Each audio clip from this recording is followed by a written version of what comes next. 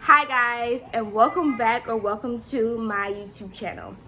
I haven't been on this channel in a couple of months, close to a year I think, but that's about change. I'm going to get back to posting more and getting on a good schedule.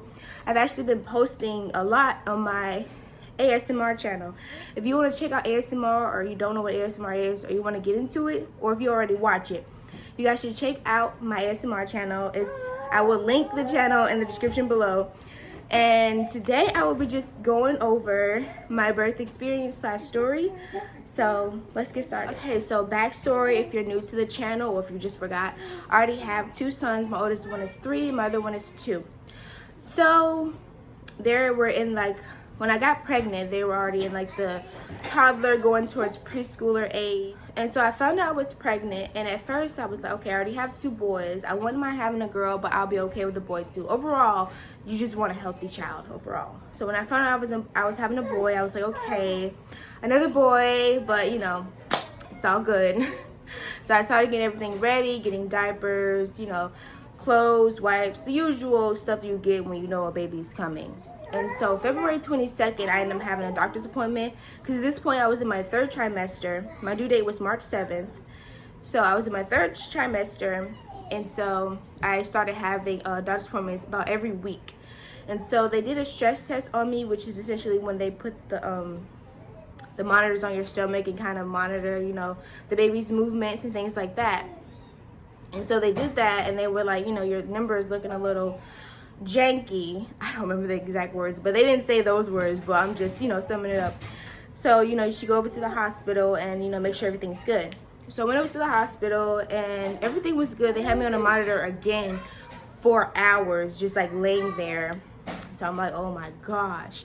And mind you, this is 2 weeks before my due date, so I'm thinking, I'm getting a little nervous, but I'm not thinking he's going to be coming anytime soon.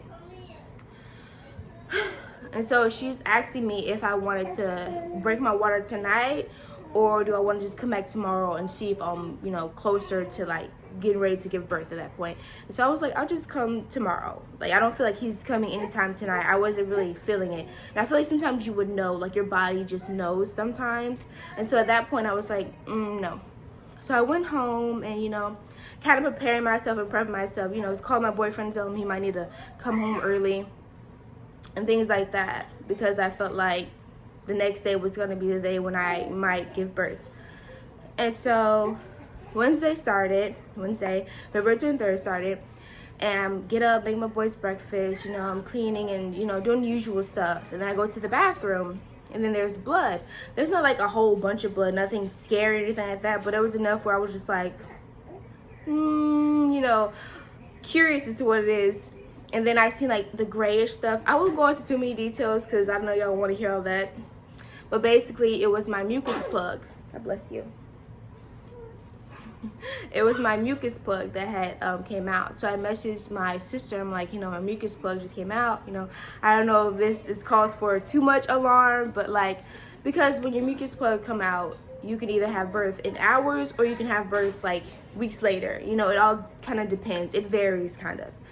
And so I wasn't too nervous or anxious about it. I was just my mucus plug came out. I might need to stop by the hospital. But she calls me and she's frantic, and she's like, oh my gosh, did your water break? You about to give birth? And I'm just like, okay. But she was she's on the way. And so I start getting my boys' bags ready and getting them situated, you know what I mean? And then when she gets here, we're on the way to the hospital, and she's more frantic than I was. I was cool, calm, collected, just chilling, and she's over here trying to speed, going down the street. She had her hazard lights on, and she was acting like I was in active labor, he was coming out any second, and she was just so nervous. But it helped, her being nervous kind of helped me to remain calm. I don't know how, but I don't know. But it just helped me stay calm because I didn't have to be the nervous one or the worried one. I was just kind of just chilling at that moment. So I get to the hospital and they check me, and I'm not even dilated at all. So they break my water, and I'm just kind of just sitting there for hours, which is something new for me, because people always say your 3rd or any pregnancy after your 1st gets easier, but the third was the hardest for me. Like, he literally made me work. So it was hours just sitting there, and I was like 5 centimeters dilated, like hours going by, and I'm just like, oh my gosh, come on. Because then once she broke my water, that's when the contractions started. So I was sitting there, you know, first hours was pretty, you know, light contractions, nothing too bad. But then, like, as the time went on, they just started getting harder and harder, and it started hurting. It was like pain, pain, pain. And so all I could do was lay there. I mean, they say, you know, get up, walk around. She gave me a ball, but I didn't want to do any of that. I don't know how people, like, I applaud women who can, like, get up and walk around and bounce on the ball and stuff like that as they're in active labor, but I could not. All I wanted to do was just lay there, like, I'm ready to give birth. I don't care at this point. And she kept checking me, and it's like, oh no, you're not dilated enough. You're like 6 centimeters, or then it was like 6.5. Like, it was slowly, you know, happening. It just too slow for me, and the pain was just too much. So after like 5-6 hours of just pain, I was just okay, epidural, can't do it, I'm sorry. Throw it in the flag. And my first 2 pregnancies were natural because they were quick, you know, about 30 minutes, 30-40 minutes of pushing, and then they were out. So that was easy. But this one, like, he was just making me work through all of this, like, all the pain. So I was like, you know what? Hi, Mama. Hi, Jabari. What are you doing? I'm doing a video. What do you do? Mm-hmm. What are you doing? I just told you. What are you doing? I play with toys. Just too much for me, like, too much for me. And I know there's this, like, stigma around women who give who get epidurals because, like, you're not really giving birth, or, you know, all this other bull crap. And in the day when you're giving birth, it's about you and your child. That's all that matters when it comes to giving birth, labor, all of that. You and your child. And so I ended up getting an epidural because I was like, can't do it. Too much for me, too much.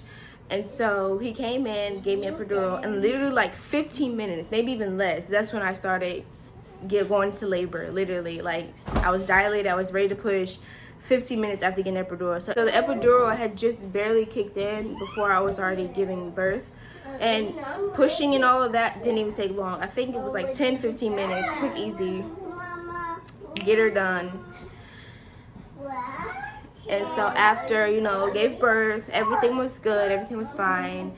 You know, they measured him, weighed him, did the usual. I was just so happy because it was always that relief after giving birth, that was just a moment after you give birth, the contractions stop, and it's just like, just a wave of relief and just pain-free. It's just, whew, you're done. And so, days later, but the crazy thing is I gave birth February 23rd, which is a Wednesday, and my other 2 boys were also born on a Wednesday, which is how I knew I wasn't going to give birth on a Tuesday. I knew it was going to be a Wednesday because they both were born on Wednesday. So now all 3 of them is on Wednesday. I don't know what's up with Wednesday, but I personally was born on a Tuesday, so I don't know. But also my second child, my second boy, he was born February 26th, and then my third child was born February 23rd. And so after I got out of the hospital is when we ended up having a birthday party for him. I was upset at first. I thought I was gonna end up missing his birthday party, but I ended up making it, getting some toys, getting presents and everything. So that was good. And I know that even though their birthdays are close, I still don't want them to, like, celebrate on the same day unless they choose, like, you know, one day when they get older, hey, we want to share a birthday or share a birthday party or whatever. Then, of course, fine. But as of now, even though their birthdays is so close together, they will not be sharing birthday parties because I wouldn't want to do that. I remember I had to share birthday parties sometimes with my sister because our birthdays are kind of close, even though it's different months, September and October. We still would sometimes share birthday parties and things like that. Here he is, the new addition. Say hello. Say hey. My third boy. And he made me work the hardest. He was 2 weeks early, 7 pounds, 2 ounces.